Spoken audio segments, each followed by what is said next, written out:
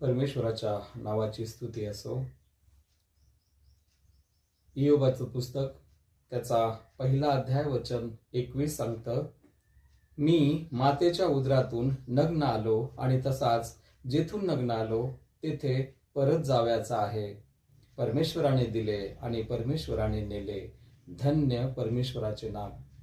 जर इयोबाचं जीवन पाहिलं तर इयोबाच्या जीवनामध्ये अनेक दुःख, अनेक त्रास त्याच्या जीवनामध्ये आलेला होता आणि इयोब त्या त्रासामध्ये तळमळत होता, वेवळत होता, कारण त्याचं सर्व काही संपलं होतं। जसं तो ह्या ठिकाणी सांगत आहे, आईच्या गर्भाच्या पिशवीतून जेव्हा उदरातून मी निघालो तेव्हा मी नग्न होतो आणि जसा मी नग्न ह्या धर्तीवर जन्माला आलो तसाच मी पुन्हा नग्न परमेश्वराकडे जाणार आहे। म्हणजे ह्या धर्तीवर आपण काहीही घेऊन आलो नाही आणि काहीही घेऊन जाणार नाही। जे काही कमवलं आणि जे काही गमवलं ते सर्व काही आपल्याला इथंच ठेवून जायचं आहे आणि केवळ धन्य आणि धन्यवादच द्यायचा आहे परमेश्वराच्या नावाला। आणि हेच परमेश्वराला आवडतं की आपण या ठिकाणाहून काही नेणार नाही आणि काही घेऊन जाणार नाही, तर त्याचाच धन्यवाद आणि त्याचाच गौरव आपण जिवंतपणे ह्या धर्तीवर राहून करावा।